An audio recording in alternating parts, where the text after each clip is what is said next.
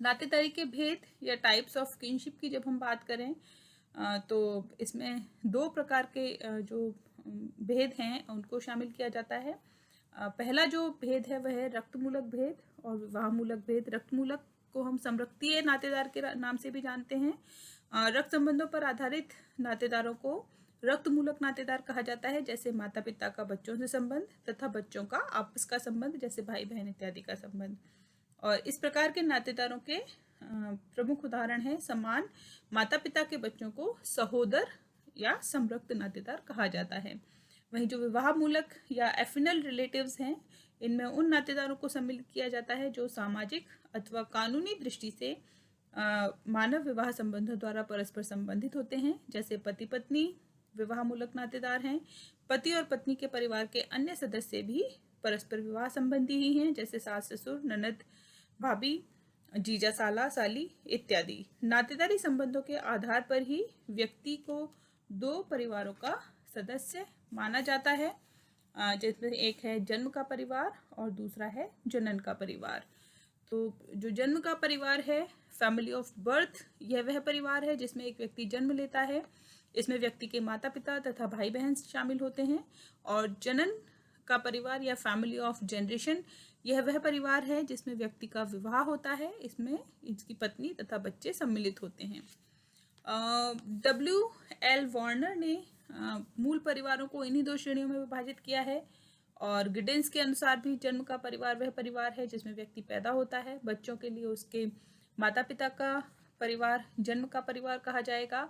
जिस परिवार को युवक एवं युवतियां विवाह कर स्थापित करते हैं उसे हम जनन का परिवार कहते हैं। इसके बाद में जो नातेदारी शब्दावली है, किनशिप टर्मिनोलॉजी, उसको समझना जरूरी है।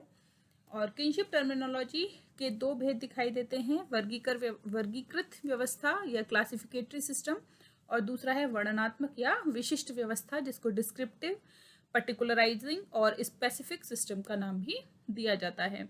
तो प्रत्येक समाज में अनेक प्रकार के जो नातेदारों को संबोधित करने के लिए और संबंधों को ज्ञापित करने के लिए अलग अलग शब्दों का प्रयोग किया जाता है।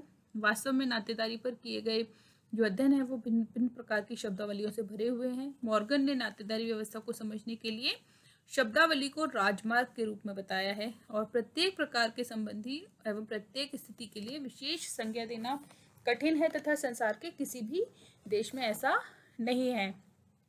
तो जो नातेदारी शब्दावली की दो व्यवस्थाएं हैं, इसमें जो वर्गीकृत व्यवस्था है, क्लासिफिकेटरी सिस्टम, इस व्यवस्था के अंतर्गत अनेक संबंधियों को एक ही वर्ग या श्रेणी में रख दिया जाता है। उन्हें एक ही संज्ञा से संबोधित किया जाता है। जैसे जो कोमांचे समाज में पिता शब्द का प्रयोग केवल वास्तविक पिता के लिए नहीं बल्कि पिता के भाई, माता की बहन के पति, जिसको हम मौसा बोलते हैं, और पिता के भाई जिसे हम चाचा या ताऊ के नाम से जानते हैं, उनके लिए भी एक ही शब्द का प्रयोग किया जाता है। असम जो कि भारत का ही भाग है, असम में सेमा नागा जनजाति के लोग अजा शब्द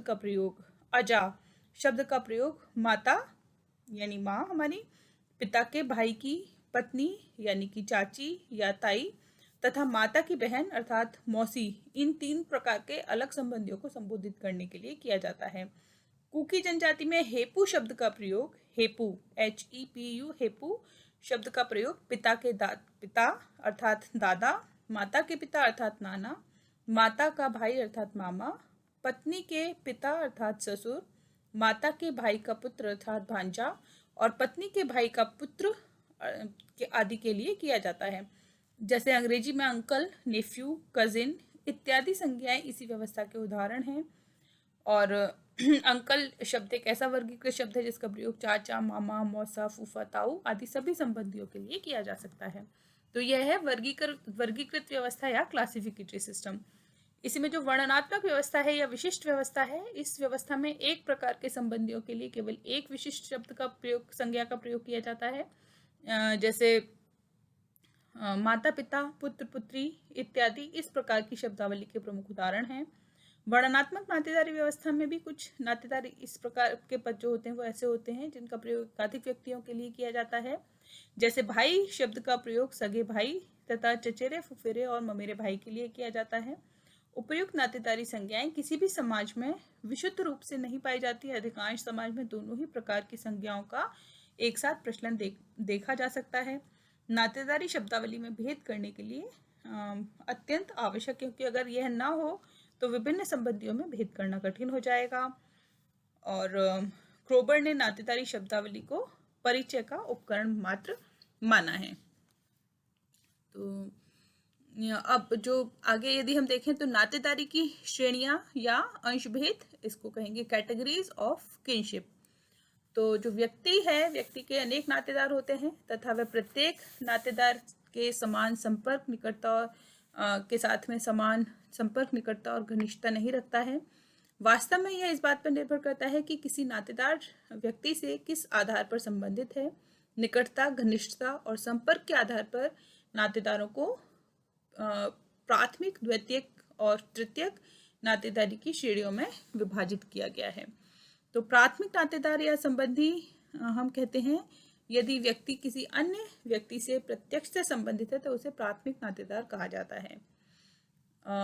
यानी कि जो प्राथमिक संबंधी हैं वे हमारे फर्स्ट रिलेटिव्स होते हैं, चाहे वे विवाह से संबंधित हैं, चाहे वे हमारे रक्त से संबंधित हैं। जैसे पति पत्नी और माता पिता एवं उनकी संतान परस्पर प्राथमिक रूप से संबंधित हैं।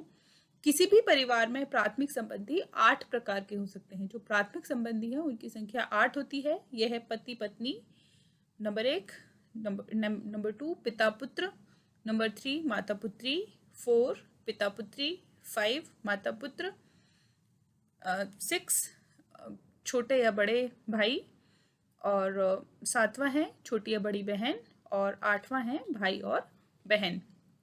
तो इस प्रकार जो पति पत्नी का संबंध है वह प्राथमिक संबंध है जो कि विवाह पर आधारित है, जबकि बाकी के जो अन्य संबंध हैं ये रक्त संबंधों पर आधारित संबंध हैं और ये भी प्राथमिक संबंध हैं। इससे आगे का जो संबंध है वो है द्वितीयक संबंध या द्वितीयक नातेदार। जो लोग प्राथमिक संबंधियों के प्राथमिक संबंधी हैं उन्हें हम द्वितीयक संबंधी कहते हैं। जैसे बहन का पति बहन के लिए प्राथमिक है, परंतु भाई के लिए जिसका कि वह जीजा लगेगा या बहन के लिए जिसका वह जीजा लगेगा वह द्वितीयक संबंधी है। इस प्रकार किसी व्यक्ति का पिता उसका प्राथमिक संबंधी है, परंतु दादा द्वितीयक संबंधी है। यानी कि मेरे पिता मेरे लिए प्राथमिक संबंधी है, लेकिन मेरे पिता के पिता जो मेरे पिता के प्राथमिक संबंधी है, लेकिन वो मेरे लिए द्वितीयक संबंधी हो जाएंगे। ठीक है। तो बहू सास, बहू ससुर, देवर भाभी, साला जीजा, साली जीजा, चाचा भतीजा, मामा भांजा इत्यादि जो संबंध हैं ये द्वितीयक संबंधों के कुछ प्रमुख उदाहरण हैं। और मर्डॉक ने द्वितीयक संबंधियों की संख्या 33 बताई है। आप किसी भी तरह से यदि इनको गिन करके देखेंगे तो यह संख्या 33 के लगभग मानी जाएगी। तो प्राथमिक संबंधियों के प्राथमिक संबंधी द्वितीयक संबंधी कहलाते हैं। और तृतीयक संबंधी या नातेदार उनको कहा जाता है तृतीयक संबंधी या नातेदार। इन श्रेणियों में उन नातेदारों को सम्मिलित किया जाता है जो कि हमारे प्राथमिक संबंधी के द्वितीयक संबंधी या हमारे द्वितीयक संबंधियों के प्राथमिक संबंधी होते हैं। जैसे पितामह यानी कि परदादा हमारे तृतीयक संबंधी हैं, क्योंकि वह हमारे प्राथमिक संबंधी हमारे पिता के द्वितीयक संबंधी हैं, अथवा हमारे द्वितीयक संबंधी जो कि हमारे दादा थे उनके वे प्राथमिक संबंधी हैं। तो जो प्राथमिक संबंधी के या तो द्वितीयक संबंधी या हमारे द्वितीयक संबंधी के प्राथमिक संबंधी तृतीयक नातेदार कहलाते हैं। और मर्डॉक ने ऐसे संबंधियों की संख्या 151 यानी कि 151 बताई है।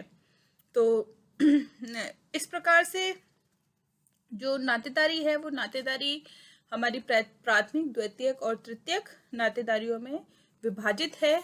और प्राथमिक, द्वितीयक, तृतीयक नातेदारी जो नातेदारी की जितनी भी हमारी श्रेणियां हैं उन सभी श्रेणियों को यह शामिल कर लेती है अपने अंदर, और सभी का यह पूरी तरह से जो बखान है, पूरी तरह जो इनकी जो व्याख्या है उस व्याख्या को करती है।